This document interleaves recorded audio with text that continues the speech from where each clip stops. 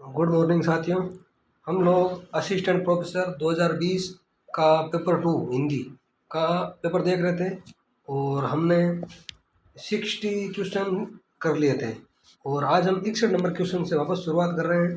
अगर आपको ये क्वेश्चन या ये सीरीज अच्छी लग रही है तो अपने दोस्तों के साथ ज़रूर शेयर करें।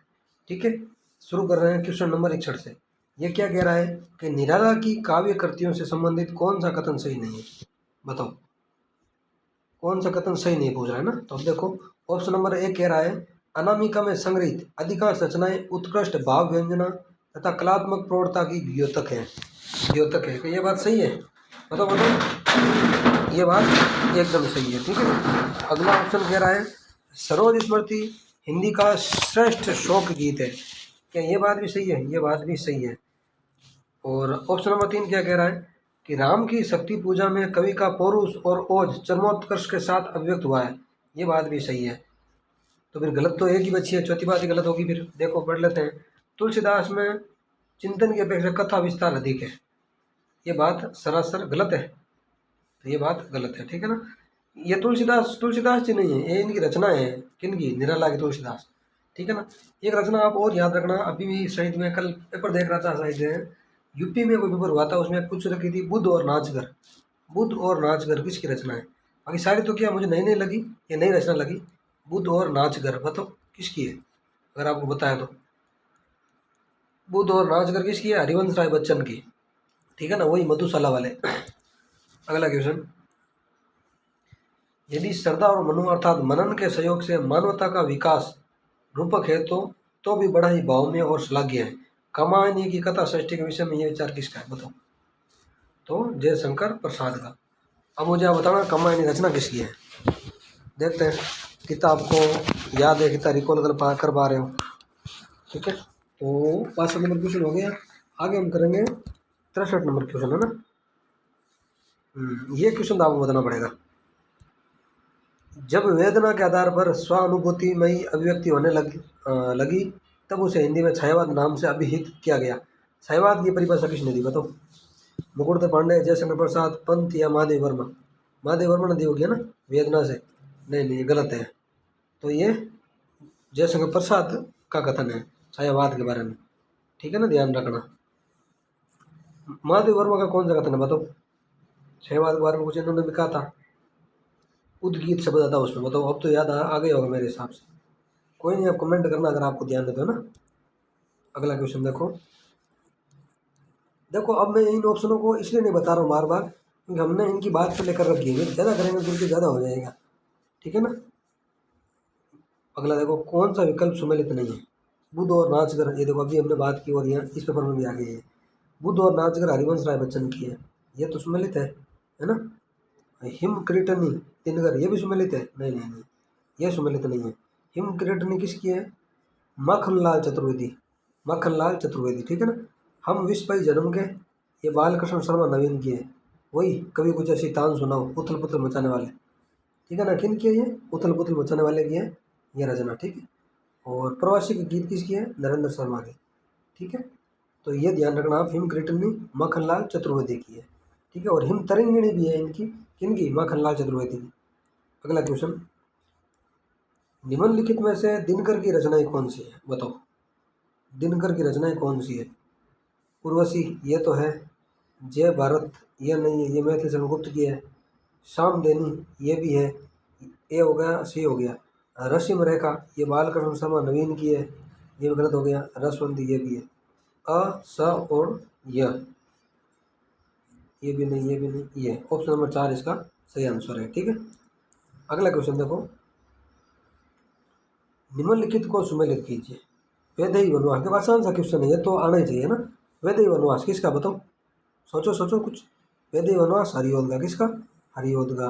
पथिक किसका? बताओ। मिलन, पथिक, मानसी, शोभन, इतना बता दिया। बताओ अब तो। पथिक किसका? राम नरेश त्रिपाठी का। द्वापर या द्वापर किसका है? मैथिली शरण गुप्त का। राष्ट्रवीणा किसका? बताओ फिर। गया प्रसाद शुक्ल सनई, गया प्रसाद शुक्ल सनई का। ठीक है ना।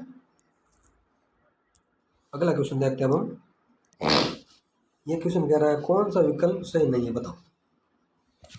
देखो सही नहीं वाले आजकल क्वेश्चन खूब आ रहे हैं, इस पर थोड़ा ध्यान रखो, है ना। क्योंकि जितनी ज़्यादा प्रैक्टिस करोगे ना, मैं यहाँ पे देखने के बाद भी आप मेरे हिसाब से आरबीसी की साइट पे जाके इन पेपरों को डाउनलोड करके आपको प्रैक्टिस करनी चाहिए। क्योंकि इससे आपके 5 से 10 क्वेश्चन गलत होने से बच जाते हैं प्रैक्टिस से, ठीक है ना। तो ऑप्शन नंबर एक कह रहा है संशय की एक रात में राम के मन का संशय चित्रित है। क्या ये सही है? एकदम सही है। संशय की रात किसी रचना है? नरेश मेहता की, ठीक है ना। ऑप्शन नंबर बी क्या कह रहा है? उर्वशी का दर्शन पक्ष है प्रेम और ईश्वर, जैव और आत्म धरातल को मिलाना। ये बात भी एकदम सही है। कुरुक्षेत्र में गांधीवादी अहिंसा का समर्थन किया गया। कुरुक्षेत्र रचना किसकी मुझे बताओ, दिनकर की है। मैंने आपको 10 बार ये चीज़ बताई, अगर आप रेगुलर देख रहे हो कि दिनकर पर गांधीवाद का प्रभाव नहीं है, बताइए ना। अब देखो इन्होंने बोल दिया गांधीवादी अहिंसा का समर्थन, तो रचना दिनकर की है तो गांधीवाद का समर्थन कैसे करेगी, ठीक है ना। तो ये इसका ऑप्शन नंबर 3 सही होगा, ठीक है। अगला देखो, लोकायतन में स्वाधीनता पूर्व से लेकर उत्तर सोपान तक का विशाल भारतीय परिवेश चित्रित है। ये बात भी सही है, ठीक है ना। अगला क्वेश्चन, प्रगतिवाद सामाजिक यथार्थवाद के नाम पर चलाया गया एक सामाजिक आंदोलन है। क्या सही बात है? ये गलत है, ठीक है ना। क्या है? गलत है। अगला देखो, वर्ग संघर्ष की साम्यवादी विचारधारा और उस संदर्भ में नए मानव नए हीरो की कल्पना इसका उद्देश्य था। आर सही है, ठीक है ना। तो अब इसमें थोड़ा कन्फ्यूजन है, बाकी इन्होंने प्रोविजनल माना है कि ये सही नहीं है, बाकी मुझे लग रहा है दोनों सही है। लेकिन इसमें आरबीसी ने ये माना है, ए गलत और बी सही माना, ठीक है ना। बाकी मुझे थोड़ी इसमें समस्या लग रही है, क्योंकि प्रगतिवाद तो यथार्थवाद पर बल देता था जहाँ तक मैंने पढ़ा है, ठीक है। अगला क्वेश्चन, कौन सा कथन सही नहीं है? शिव मंगल सिंह सुमन प्रमुख प्रगतिशील कवि है। ये तो एकदम सही है। प्रगतिशील कविता में पूंजीवाद तथा पूंजीपतियों के प्रति प्रबल आक्रोश है। ये बात भी सही है। वर्ग संघर्ष को प्रगतिशील कवियों ने हानिकारक बताया। बताओ सही है गलत है? ये गलत है, ठीक है। सर्वहारा के प्रति प्रगतिशील कवियों की पूर्ण सहानुभूति, ये सही है। देखो जो मैं यहाँ आंसर लगा रहा हूँ वो आंसर होगा क्वेश्चन के हिसाब से, ये है इसका, ठीक है ना। बाकी ये तीनों कथन सही है, क्योंकि ये ऑप्शन मैं इसलिए बता रहा हूँ, आगे के एग्जाम में ये ऑप्शन क्वेश्चन बन के आ जाते हैं। और ये आप भी देख रहे हो, अगर मेरे साथ आप लगातार जुड़े हो तो, ठीक है ना। अगला क्वेश्चन देखो आप, अज्ञेय की काव्य रचना के संबंध में कौन सा कथन सही नहीं, बताओ। इन्होंने छायावादी कविताओं से अपनी काव्य यात्रा प्रारंभ की। सही बात है। तार सप्तक का तार सप्तक द्वारा इनकी नई काव्य यात्रा प्रारंभ होती है। ये बात भी सही है। तार सप्तक 1943 से, कब से? 1943 से। प्रयोगवादी धारा के कवियों में उनका स्वर सबसे अधिक वैविध्यपूर्ण है। ये बात भी सही है। संवेदनाएं सर्वत्र उनकी बौद्धिकता को नियंत्रित करती है। ये बात सरासर गलत है, ठीक है ना। अगला क्वेश्चन देखो आप, धर्मवीर भारती के संबंध में कौन सा कथन सही नहीं है? इनकी कनुप्रिया और अंधा युग महाकाव्यात्मक रचनाएं हैं। तो यही गलत है, क्योंकि कनुप्रिया खंड काव्य है। क्या है? कनुप्रिया खंड काव्य है। इन्होंने महाकाव्य लिख दिया इसलिए गलत हो गया। अंधा युग एक नाटक है, गीति नाटक बोल सकते हो आप, लेकिन नाटक ध्यान रखें आप, है ना। तो ये इसका गलत ऑप्शन है। अंधा युग में अंधों के माध्यम से ज्योति की कथा जिसमें विजय केवल अंधेपन की होती है। ये बात सही है। कनुप्रिया में राधा कृष्ण प्रेम की तन्मयता का प्रसन्नाकुलता के साथ मन और संयोग मिलता है। ये भी सही है। ये आधुनिक संवेदना के कवि है। ये भी सही है। तो ऑप्शन नंबर 1 इनका सही आंसर है, ठीक है। अगला क्वेश्चन, निम्नलिखित में नई कविता की प्रवृत्ति नहीं, बताओ। जीवन के प्रति आस्था, बताओ बताओ। ये तो है, सही है। अनुभूति की सच्चाई और बुद्धिमूलक यथार्थवादी दृष्टि, ये बात भी सही है। जीवन मूल्यों का पुनर्परीक्षण, ये बात भी सही है। व्यक्ति चित्रण वर्गीय चेतना के दायरे में, व्यक्ति चित्रण वर्गीय चेतना के दायरे में, ये गलत है। क्योंकि नई कविता में मनुष्य की समग्रता का चित्रण है। किसका है? समग्रता का चित्रण है, ठीक है ना, वर्गीय चेतना नहीं है। और नई कविता की और आप अगर प्रवृत्तियाँ सुनना चाह रहे हो तो आप सुन लो। इसमें कथ्य की व्यापकता है और षष्टि की उन्मुखता है, ठीक है। और नई कविता परंपरा को नहीं मानती, ध्यान रखना, परंपरा को नहीं मानती, ठीक है। और नई कविता क्षणवादी और लघु मानववादी दृष्टि और जीवन मूल्य के प्रति स्वीकारात्मक दृष्टि है। नई कविता क्या है? क्षणवादी और लघु मानववादी दृष्टि और जीवन मूल्यों के प्रति स्वीकारात्मक दृष्टि, ध्यान रखना। और परंपरा को नहीं मानते, ये बात ध्यान रखना। और काव्य की व्यापकता और दृष्टि की उन्मुखता मिलती है किसमें? नई कविता में। और नई कविता में मनुष्य की समग्रता का चित्रण है और जीवन मूल्यों का पुनः परीक्षण भी मिलता है। अनुभूति की सच्चाई और बुद्धिमूलक यथार्थवादी दृष्टि भी मिलती है। जीवन के प्रति आस्था भी मिलती है नई कविता में। ठीक है, अगला क्वेश्चन देखते हैं हम। क्वेश्चन नंबर 73, यह क्या कह रहा है? निम्नलिखित में से तीसरा शतक के कवि है, बताओ। परम विकु सर्वेश के की, बताओ। परम विकु सर्वेश के की, तो इसमें तीन है ना, तीसरे शतक कवि शायद। परम विकु सर्वेश के की, परम कुछ नहीं है, मैं मदन वात्सल्य हो गया, यह है। परम वी कोई इसमें है नहीं। कुंवर नारायण ये भी है। सर्वेश इसमें है नहीं। के केदारनाथ भी नहीं है। की कीर्ति चौधरी है। तो ए और ए से और ये ऑप्शन नंबर डी सही है। मदन वात्सल्य, कंवर नारायण और कीर्ति चौधरी सारी तीसरे शतक के कवि है। ठीक है, ट्रिक याद रखना, परम विकु सर्वेश के की। क्योंकि देखो हमने इसके बारे में बात कर रखी है, इसलिए क्या बार बार बात करने से कोई मतलब नहीं है ना। अगला क्वेश्चन, निम्नलिखित रचनाओं और कवियों को सम्मिलित कीजिए। करो सम्मिलित। काल तुझसे होड़ मेरी, किसकी बताओ? काल तुझसे होड़ मेरी, शमशेर बहादुर सिंह की। ब्रह्म राक्षस, मुक्ति बोध की। युग की गंगा, किसकी बताओ? केदारनाथ अग्रवाल की। बादल को गिरते देखा, नागार्जुन की। किसकी? नागार्जुन की। काल तुझसे होड़ मेरी, शमशेर बहादुर सिंह। ब्रह्म राक्षस, मुक्ति बोध। युग की गंगा, केदारनाथ अग्रवाल। बादलों को गिरते देखा, बताओ किसकी है? नागार्जुन की। अब मुझे बताओ, नींद के बादल, नींद के बादल किसकी रचना है? नींद के बादल किसकी रचना है? आप कमेंट करके जरूर बताएं। ठीक है, अगला क्वेश्चन देखो।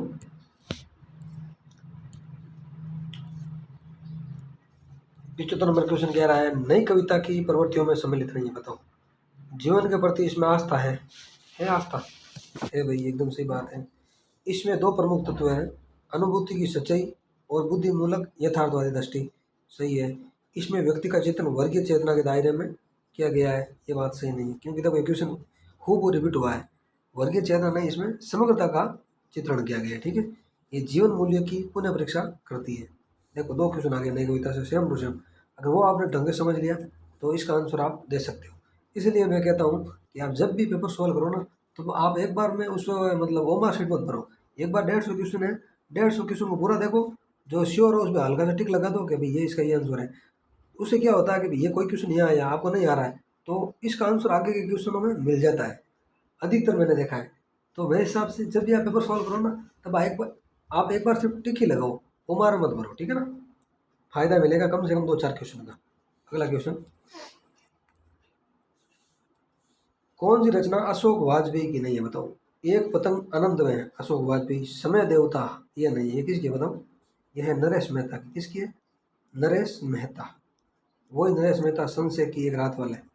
ठीक है ना। और शेर अब भी संभावना है, ये अशोक वाजपेयी की है। और कहीं नहीं हुई वही, ये भी अशोक वाजपेयी। एक पतंग आनंद में, शेर अब भी संभावना, कहीं नहीं वही, सारी अशोक वाजपेयी की रचनाएं हैं। अगला क्वेश्चन, माखनलाल चतुर्वेदी की कविताओं के संबंध में कौन सा कथन असंगत है, बताओ। साहित्य देवता, हिम तरंगणे आदि इनकी काव्य कृतियां हैं, सही बात है। हिम ग्रेटनी ऊपर आ रखा था और मैंने वही बात की थी हिम तरंगिणी की भी, कि ये माखनलाल चतुर्वेदी की है। ठीक है, तो ये तो सही हो गया।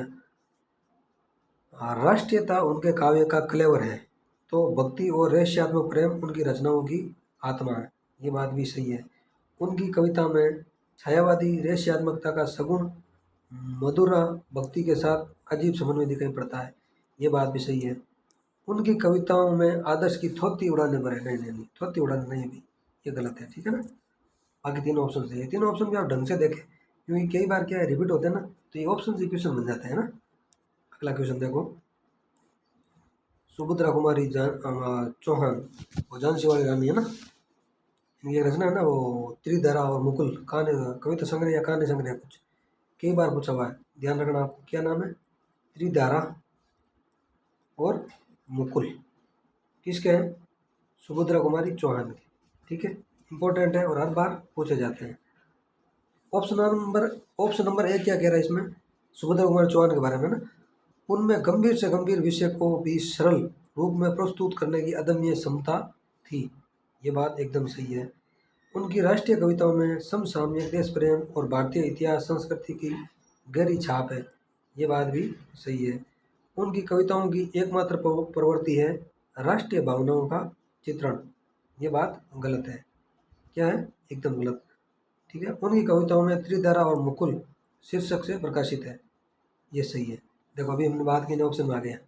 अब ऐसा मत सोचना कि अभी इनमें देख लिया और फिर हमें बता रहे हैं। नहीं नहीं, मैंने देखा नहीं था, क्योंकि इंपॉर्टेंट कई बार आता है तो मैंने आपको बता दिया। ठीक है ना, ये अब ध्यान रखना। और सारी चीज़ें इंपॉर्टेंट है, क्योंकि फालतू की चीज़ों की हम बात करेंगे ही नहीं। जो एग्जाम में आएगी और आई है और आती रहेगी उनकी ही हम बात करेंगे, क्योंकि ज्ञान तो अनंत है। कितना लोगे आप, तो हमें कम से कम वही ज्ञान ले लेना है जिससे हमारा पेपर पास हो जाए। ठीक है ना, मतलब क्लियर हो जाए, सिलेक्शन हो जाए। अगला क्वेश्चन देखो आप।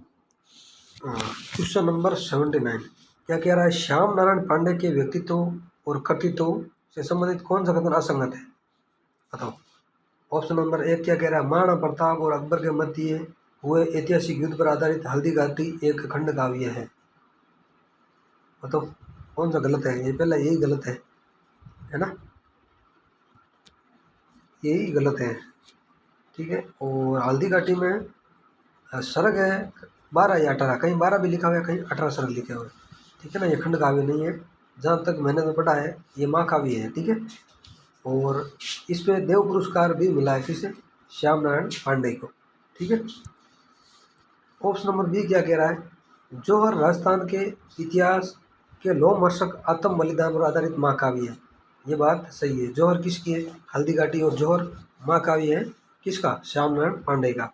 ठीक है ना, और ऑप्शन नंबर सी कह रहा है उन्होंने आधुनिक युग में वीर काव्य की परंपरा को खड़ी बोली में प्रतिष्ठित किया। ये बात भी एकदम सही है। उनके संस्कार द्विवेद युगीन दृष्टिकोण उपयोगितावादी और भाव विस्तार मर्यादावादी है। ये भी सही है। ठीक है, तो ऑप्शन नंबर एक इसका सही आंसर है। अगला क्वेश्चन देखो। महादेवी वर्मा के यमा में कौन सी रचना संकलित नहीं है? बताओ। यमा में है कौन कौन सी? आप पहले दिया देखो।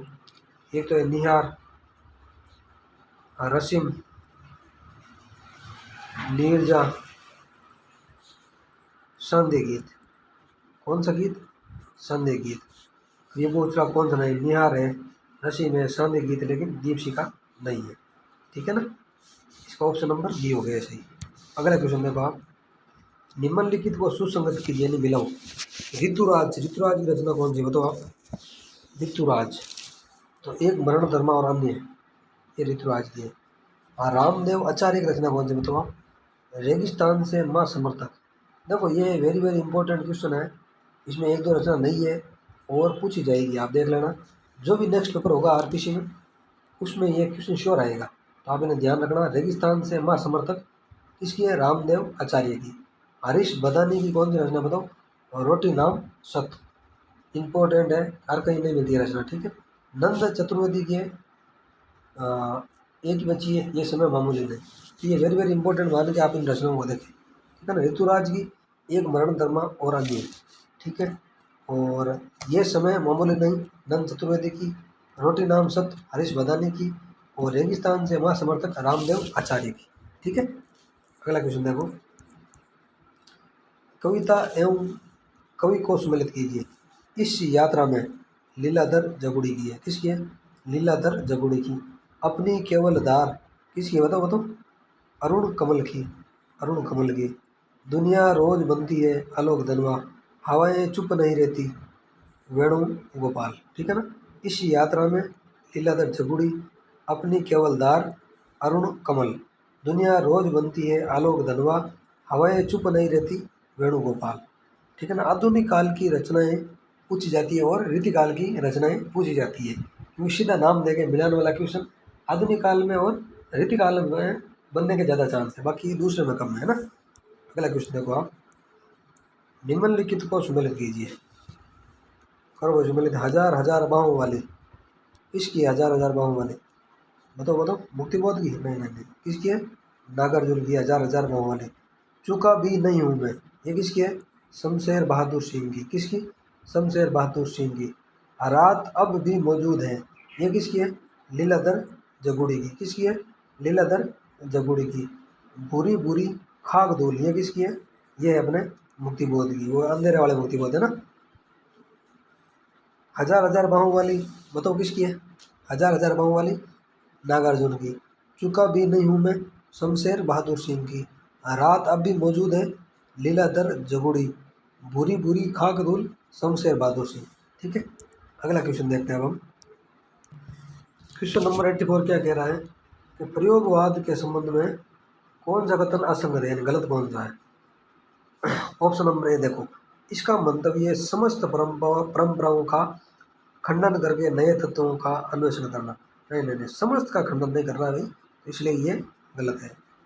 ये व्यक्ति अनुभूति और समष्टि अनुभूति को एक ही सत्य के दो रूप मानता है। प्रयोगवाद ये बात सही है। ये मानता है कि बौद्धिकता को काव्य या अनुभूति से पृथक करके नहीं देखा जा सकता। ये बात भी सही है। ये मानता है कि विषय वस्तु की नवीनता ही उसके शिल्प को नया आकार देने के लिए बाध्य करेगी। ये बात भी सही है। तो ऑप्शन नंबर ए सही नहीं है। ठीक है ना, अगला क्वेश्चन देखो आप। तरनी तनुजा तड़ तमाल तरवर बहु छाए, झुके कुल सो जल प्रसन हित मनु सुआए। इस पंक्ति के रचयिता है बताओ। तरनी तनुजा तड़ तमाल तरवर बहु छाए, बिहारी का भ्रम हो रहा है, लेकिन ये पंक्ति हरिश्चंद्र की है, भारतेंदु हरिश्चंद्र की। ठीक है ना, अब आप मुझे बताओ इसमें अलंकार कौन सा है? तरनी तनुजा तड़ तमल, बताओ बताओ, कमेंट करना आप, है ना। अगला क्वेश्चन, भारतेंदु हरिश्चंद्र के व्यक्तित्व एवं कृतित्व के संदर्भ में कौन सा विवरण सही नहीं है, बताओ। ऑप्शन नंबर ए कह रहा है वे साहित्य अनुरागी और कोमल हृदय वाले व्यक्ति थे, एकदम सही बात है। उन्होंने वैष्णव धर्म के प्रचार तदीय समाज की स्थापना की, ये बात भी एकदम सही है। उनकी साहित्य कार्य गद्य पद्य की अनेक विधाओं तक फैला हुआ था, ये बात भी सही है। उन्होंने प्राचीन की पूर्ण उपेक्षा करके नवीन को पूर्णतः अंगीकार किया। ये देखो, थोड़े थोड़े शब्द आते हैं, उन शब्दों को पकड़ो आप। पूर्ण पूर्ण हो गया, आद्यंत हो गया, ये शब्द आते हैं ना, तो ये सारे हिंट देते हैं हमें। तो इसका ऑप्शन नंबर 4 सही है। ठीक है, अगला क्वेश्चन देखो आप। आचार्य रामचंद्र शुक्ल के अनुसार अंग्रेजी ढंग का हिंदी का पहला मौलिक उपन्यास कौन सा, बताओ। रामचंद्र शुक्ल के अनुसार, वैसे तो भाग्यवती को माना जाता है, जो सरदाराम फिलोरी का ना 1877 में लिखा गया था, लेकिन शुक्ल ने किसे माना है? परीक्षा गुरु को, जो 1822 में लिखा गया था लाला श्रीनिवास दास द्वारा। नूतन ब्रह्मचारी ये रचना है बालकृष्ण भट्ट की। ठीक है, और निशा हिंदू राधा कृष्ण दास की। ध्यान रखना, भाग्यवती, सरदाराम फिलोरी, परीक्षा गुरु लाला श्रीनिवास दास, नूतन ब्रह्मचारी बालकृष्ण भट्ट, और निशा हिंदू राधा कृष्ण दास। ठीक है, अगला क्वेश्चन, भारतेंदु जिस प्रकार वर्तमान गद्य भाषा के स्वरूप प्रतिष्ठापक थे, उसी प्रकार वर्तमान साहित्यिक परंपरा के प्रवर्तक। उक्त कथन किसका, बताओ। तो उक्त कथन है आचार्य रामचंद्र शुक्ल का। किसका? शुक्ल जी। ठीक है, अगला क्वेश्चन, प्रकाशन स्थान की दृष्टि से असंगत विकल्प, ये पत्रिका का क्वेश्चन है। ठीक है ना, कि कौन सी कहाँ से प्रकाशित नहीं होती थी, ऐसा पूछना चाह रहा है। भारत मित्र कलकत्ता से प्रकाशित होती थी, जो हरमुकुंद शास्त्री की पत्रिका थी। किसकी? हरमुकुंद शास्त्री।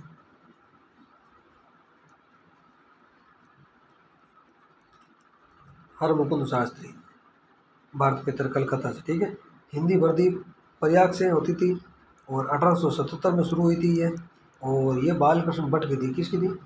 बालकृष्ण भट्ट, रह जाएगी याद, बालकृष्ण भट्ट।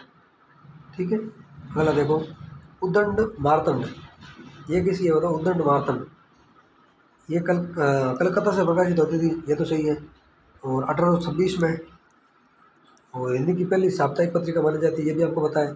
और जुगल किशोर शुक्ल की, किसकी है? जुगल किशोर शुक्ल, जुगल किशोर शुक्ल। अब आप एक कमेंट करके बताना, हिंदी की पहली दैनिक पत्रिका थी समाचार सुधा वर्षन। ठीक है, इसके संपादक कौन थे आप बताना मुझे। ठीक है, श्याम सुंदर दास थे, श्याम सुंदर सेन थे, कोई और थे, अब कमेंट करना है ना। अगला देखो, कवि वचन सुधा प्रयाग से निकलती थी, नहीं ये गलत है। कवि वचन सुधा वाराणसी से निकलती थी। कहाँ से? वाराणसी से निकलती थी। और 1868 में भारतेंदु ये पत्रिका निकालते थे। ठीक है।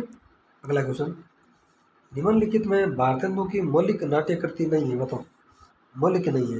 देखो मौलिक की मैंने एक ट्रिक बना रखी है शुक्ल के हिसाब से, वे भी प्रेज बानियंस, वे वी प्रेज बानियंस।